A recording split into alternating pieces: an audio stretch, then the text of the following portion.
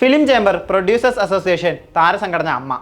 മലയാള സിനിമയിലെ 3 പ്രധാനപ്പെട്ട സംഘടനകളാണ് ഇന്നലെ യോഗം വിളിച്ചു കൂട്ടിയത്.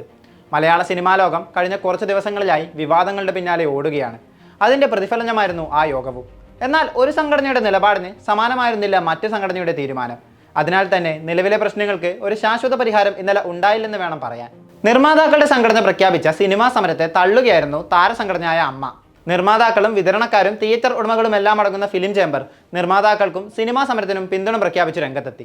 അതേസമയം താരങ്ങളുടെ പ്രതിഫലം കുറയ്ക്കണം, സിനിമാ സമരവുമായി മുന്നോട്ട് പോകും തുടങ്ങിയുള്ള സ്ഥിരം പല്ലവിയാണ് നിർമ്മാതാക്കളുടെ സംഘടനയ്ക്കുള്ളത്. ഞങ്ങളുടെ സമരം സർക്കാരിനോടാണ്, താരങ്ങളോടല്ല. സർക്കാർ വിനോദ നികുതി ഒഴിവാക്കണമെന്നാണ് പ്രധാന ആവശ്യം. എല്ലാ തിയേറ്ററും നഷ്ടത്തിലാണ് ഓടുന്നത്. പോപ്കോൺ വിറ്റ് കിട്ടുന്ന കാശ് കൊണ്ടാണ് അവരെല്ലാം കരകയറി പോകുന്നത്. സിനിമ നിർത്തണമെന്ന് ഞങ്ങൾ വിചാരിച്ചാൽ നിർത്തിയിരിക്കും. അതിൽ യാതൊരു സംശയവും വേണ്ട.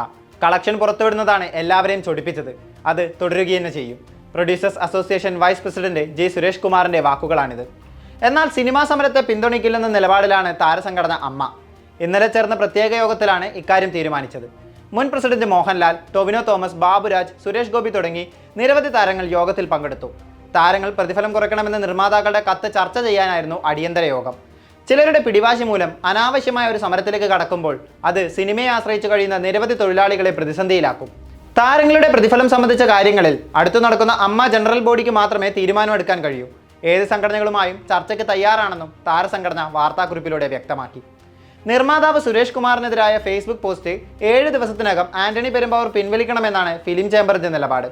ഒരാഴ്ചയ്ക്കുള്ളിൽ സൂചനാ സമരത്തിന്റെ തീയതി പ്രഖ്യാപിക്കും. ഒരു താരവും അവിഭാജ്യ ഘടകമല്ല. 6 മാസം താരങ്ങളുടെ മുഖം കാണാതിരുന്നാൽ ജനങ്ങൾ മറക്കും.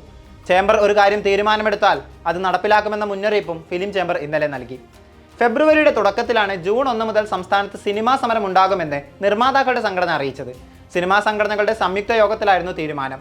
GSTക്ക് ഒപ്പമുള്ള വിനോദ നികുതി പിൻവലിക്കുക, താരങ്ങളുടെ വലിയ പ്രതിഫലം വെട്ടിക്കുറയ്ക്കുക എന്നീ ആവശ്യങ്ങൾ ഉന്നയിച്ചാണ് സമരം. അതിനിടെ മോഹൻലാൽ നായകനാകുന്ന എമ്പുരാന്റെ ബജറ്റിനെ പറ്റി നിർമ്മാതാക്കളുടെ സംഘടനയുടെ വൈസ് പ്രസിഡന്റ് സുരേഷ് കുമാർ പരാമർശിച്ചിരുന്നു. ഇതിനു പിന്നാലെ സുരേഷ് കുമാറിന് മറുപടിയുമായി ചിത്രത്തിന്റെ നിർമ്മാതാവ് ആന്റണി പെരുമ്പാവൂർ രംഗത്തെത്തി. ഇതോടെ നിർമ്മാതാക്കളും 2 തട്ടിലാണെന്ന തരത്തിലായി കാര്യങ്ങൾ. സുരേഷ് കുമാറിനെ രൂക്ഷമായാണ് ഫേസ്ബുക്ക് പോസ്റ്റിലൂടെ ആന്റണി പെരുമ്പാവൂർ വിമർശിച്ചത്. അദ്ദേഹത്തിന് പിന്തുണയുമായി എമ്പുരാന്റെ സംവിധായകൻ കൂടിയായ പൃഥ്വിരാജ്, നായകൻ മോഹൻലാൽ, നടൻ ടൊവിനോ തോമസ് തുടങ്ങി നിരവധി പേർ രംഗത്തെത്തുകയും ചെയ്തു. ഇതോടെ സിനിമയ്ക്കുള്ളിലെ കലഹം വലുതാവുകയാണ് ചെയ്തത്.